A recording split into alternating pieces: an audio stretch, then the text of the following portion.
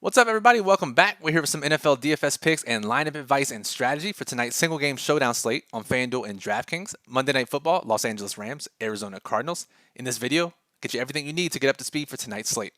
I'm Brian Jester, co-founder here at Occupy Fantasy, single game $1 million winner. And in this video, we'll talk to you about low risk and high risk lineup construction tips, injuries that impact the slate, there aren't a ton, and then those general strategies to help get you to the top of those contest leaderboards. Before we get started, make sure you subscribe to the channel, get notified when we go live, upload any new videos. We'll be doing our 3K subscriber giveaway pretty soon, so make sure you're signed up for that.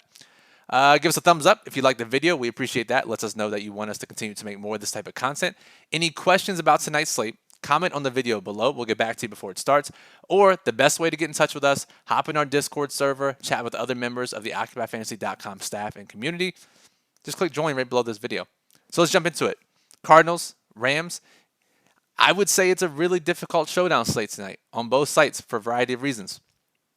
And the first thing that we have to realize about these two teams is that both of them are very top heavy in the sense that they don't use a lot of rotational or backup players on offense, right? We don't see wide receiver 4s and 5s, tight ends 2s and 3s like most other teams do, which makes it difficult for these slates to get different.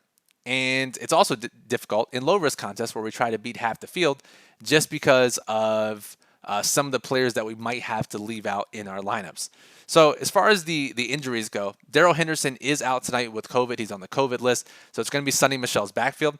Sonny Michel, if we look last week, we talked about him on our main slate video. When the game was in hand, he got every single running back snap and touch. Mekhi Sargent came in late on the final drive, but until then, Sonny Michel took 100% of the running back snaps and touches. We can expect a similar workload tonight, and he's just 7,200 on DraftKings. Any other injuries? Chase Edmonds is expected to be activated off injured reserve. He's missed the last few games with that ankle injury. We need to know by 4 p.m. Eastern if they're going to activate him. The expectations are that they will. So he'll return back to his split timeshare with James Conner. So keep an eye out for that this afternoon. And that is it as far as significant injuries go for players in the player pool. Now, the one player we have to be aware of, let's start with DraftKings, is Rondale Moore, right? We talked about how top heavy both these teams are, which means that below the kickers and defenses, there aren't many players that can, realistically score a couple of points, right? So once we scroll down, let's go to the flex, right? Rams and Cardinals are the cheapest of the special teams. Cardinals 3,200.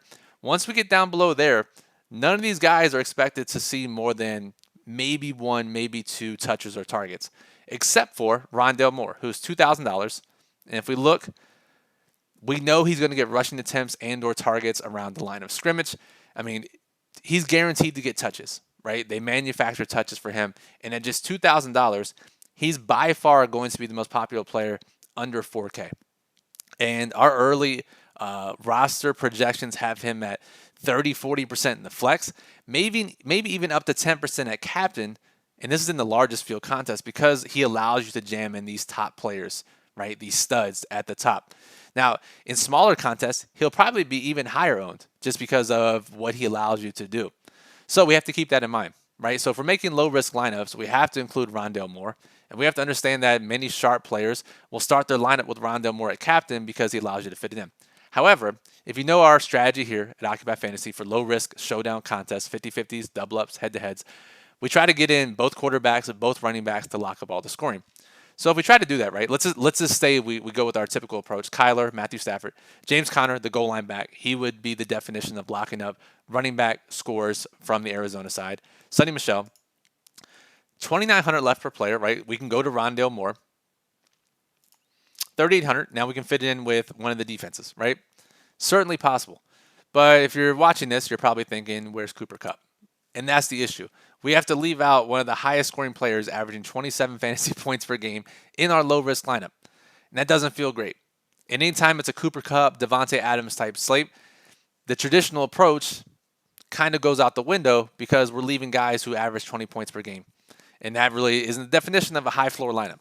So it makes it difficult. So who do you leave out of this group? Is it James Conner? It's not Sonny Michel, who's going to get 100% of the snaps and is technically underpriced. I guess it's Conner, right? Cooper Kupp. Now we have 1,600. Now we have to captain Rondale Moore.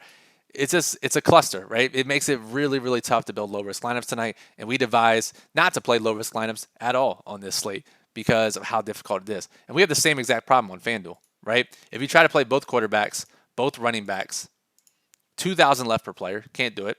If we get rid of James Conner and we try to play Cooper Kupp, can't do it. Maybe we get rid of Matthew Stafford and try to play James. Nope, you literally can't do it, right? Nothing makes sense. You're going to have 2 roster spots that feel gross. Avoid low-risk lineups. Nothing says you have to play it. So, and I know you're watching this video, but you don't have to play low-risk lineups tonight. Instead, just take tonight's slate. Take it easy. I know this is a foreign concept, but maybe take the slate off, right? Enjoy some family time. Do whatever you want. But if you must play, just dabble in high-risk contests. Leagues, GPPs, satellites. Maybe you've been hunting some satellite tickets for future contests. Maybe try to get a couple more. Really lower your allocation. So if we play high-risk contests, what's our approach? Well, similar to the Rondale Moore story for low risk, he's going to be popular in high risk, right? Again, we said 30, maybe 40% in flex, maybe 10% at captain. The easy approach is just to fade Rondale Moore, and assuming he scores less than 10 points, you can make a lineup without him that's optimal. Easy. That's very easy. The other approach that people are going to take are they're going to captain these mid-range players like Sonny Michel, maybe not Odell, maybe Odell, but some of these other guys, Kirk, Ertz, Higbee, AJ Green, maybe Edmonds if he's activated in time. And then this allows you to jam even more players, which is kind of crazy because then we'll see even lower captain percents on Cooper Kupp, Kyler Murray, Matthew Stafford than we normally would if it was a different opponent. So to me, the easiest leverage in high-risk contest tonight is twofold. One, fade Rondale Moore because he's such an easy play, allows you to do so many other things. He's going to be so popular.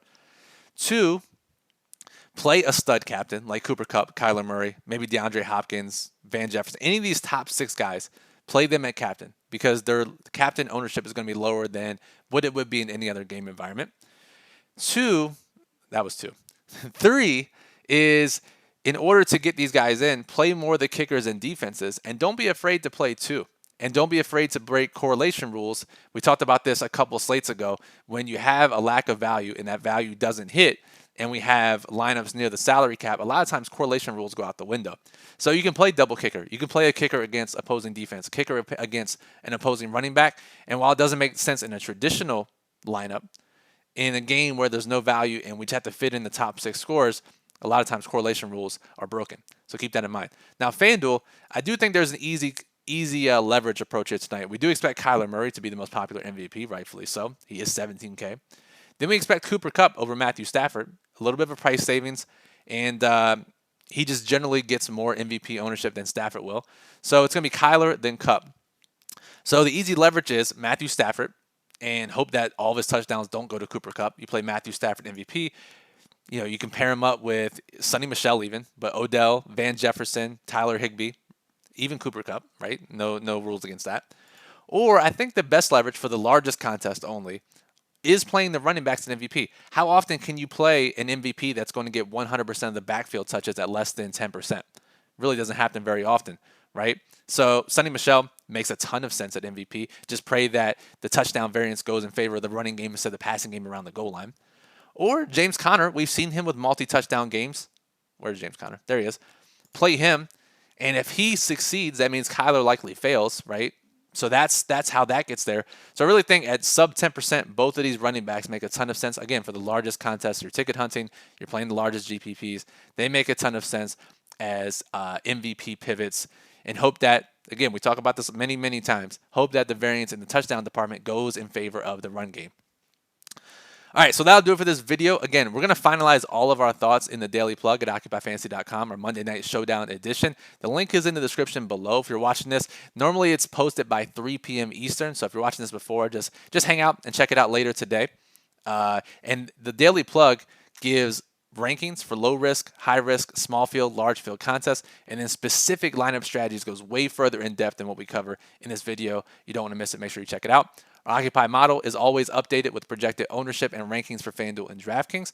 And our lineup builder, already up and running, allows you to build up to 150 lineups FanDuel DraftKings with optimal criteria. So before we get out of here, make sure you're subscribed, get notified when we go live, upload videos. Give us that thumbs up if you appreciate the video. Any questions, comment on the video, or hop in our Discord server. We are more than happy to answer them. So Brian Jester for Occupy Fantasy. Appreciate you listening, and good luck tonight.